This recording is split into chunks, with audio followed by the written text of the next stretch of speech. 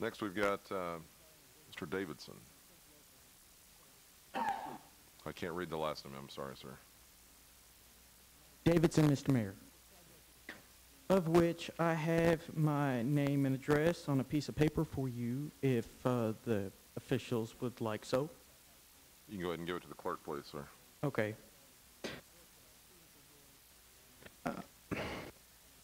First of all, I would like to thank everyone in the audience for speaking tonight. And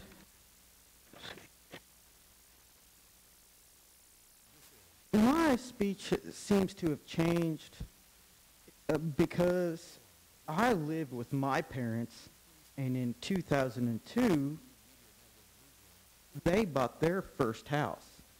My dad's 60. Raytown, in which I will continue, Raytown seems to have developed into a hip new suburb over the past decade. We are minutes from Midtown and inner-city Kansas City hotspots. In my opinion, this is a positive aspect of our community, as numerous young people seeking suburban lifestyle also wish to be close to urban life and entertainment. Furthermore, Raytown has several businesses which young adults will find worth spending money.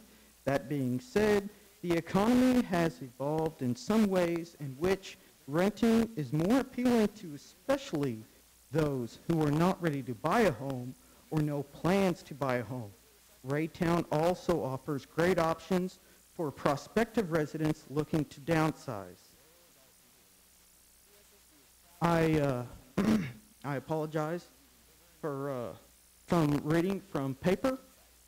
I am willing to offer a copy of this speech, but I have been saving my money for a long time, and I hope to buy a bungalow here in the next few weeks within Raytown city limits.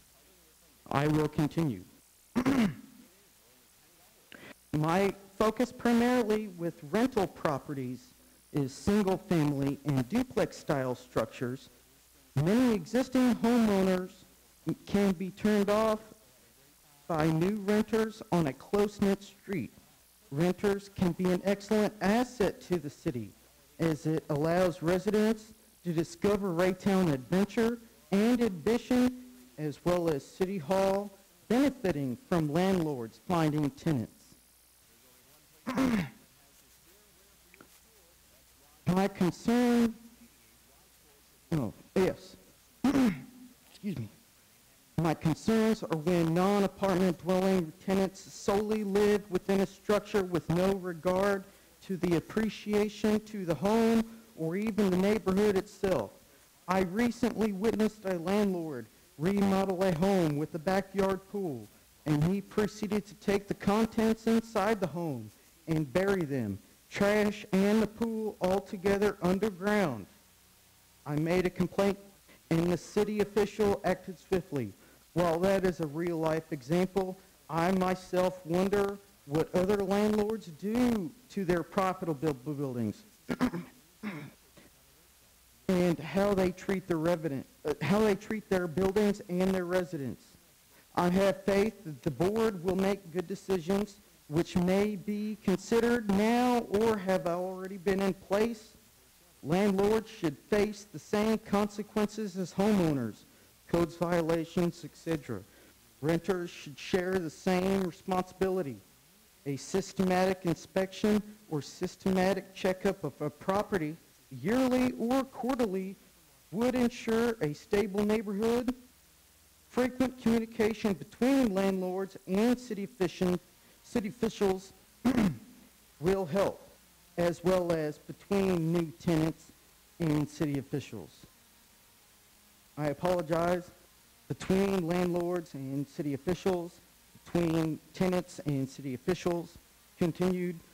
If a favored renting tenant feels as if the city is concerned for their welfare and that of the land value, that resident may stay or buy a home within city limits.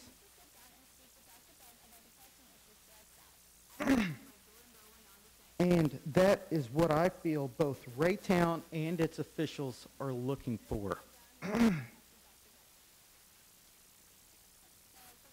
Thank you, Alderman. Thank you, Mr. Mayor. Thank you, sir, for coming out tonight. I must be leaving now. Thank you. Be careful. Thank you.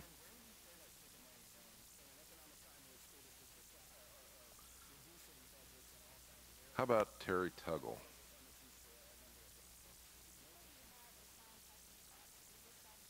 And I kind of expected most of the aldermen to say, what about Terry Tuggle? Mr. Mayor, Terry Tuggle, 5700 Elm. Mr. Downing, I probably would concur with him. Reasonable regulation along this line that is able to be enforced, and most important, I think, responsive. And do your homework if going down that road. Make sure, you know, it is something that you can find some good communities that have a track record in this area. But I tend to think that there's probably a need. Just be responsive to the landowner. When they need their inspection, it should be able to be getting done in a reasonable period of time. So go for it. Thanks. Thanks, Terry. Mr. Hinton, I apologize. I skipped over you to go to Terry Tuggle. I was so excited about seeing Terry Tuggle up here, I missed Mr. Hinton. And Mr. Hinton is the last one on my list for public comment, so. First of all, I'd like to thank all of you on the board for everything that you do. I think the majority of the people appreciate that. So, I've lived in Raytown 45 years. I'm not afraid to give you my address because I run the city, the senior softball, so most of the people know where I live anyway. I live at 8812 East 61st. Last time I was in here probably 5 or 6 years ago and tried to tell the board that the property at 60th and Blue Ridge Cutoff would never work like they said it was going to. They told me I was totally wrong. I've sat for the last 6 years with a pile of dirt and one foundation that looks like SH. I wish you would take and plow it up, put some grass back in like it was. There's not enough property. We got a half-moon drive there.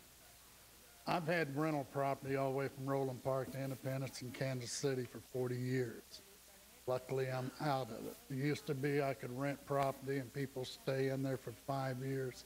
I didn't see them, except when I collected my first check, when I went over and got my keys and when they moved out. Times have changed. I'm not here to say that all landlords need to be penalized. My problem in life is that the majority suffer for the minority that causes trouble. But when I go buy a house at 61st of Kentucky in a neighborhood that has been one of the high-class neighborhoods in Raytown for years, that anybody in their right mind can tell there's problems. And in the last 6 months, there's been 2 families there, and when families move in and stay there for 90 days, there's problems. They're not paying the rent. The house is a dump. My opinion is that if there's complaints on a house, then you take some regulations against those. If there's never a complaint on the house, then the city should not be pestering the landlords. Yeah. I've also watched the house at 62nd and Blue Ridge Cutoff for 5 years being vacant, and then all of a sudden here 2 or 3 weeks ago, a mysterious fire ends up in a house that's vacant. The other thing that's bothered me, we got Royals and Chiefs traffic that goes down and coming from Johnson County. We got crime tape around that house. That means nothing after the fact. People that put that out there should take it down. It would make the city look like we're not totally crime infested. You got to be lenient on the landlords, but you got to be strong on the ones that don't care.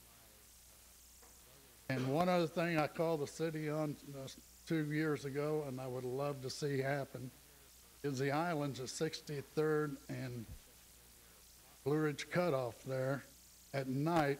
You know, maybe the young kids can see what they're doing. When I'm turned, I can't see those islands.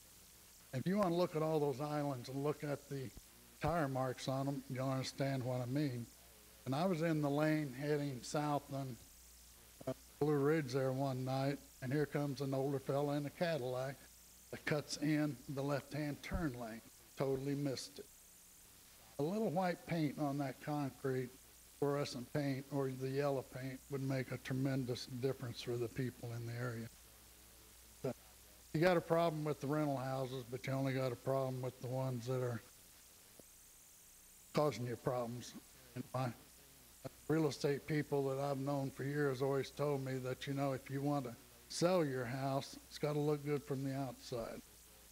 So if the house looks like a dump on the outside, it's got to be a dump on the inside. Thank you, Mr. Hinton. Okay, and that does complete the list of people that have asked to speak to the board. Against the recommendation of others, anyone else? Okay.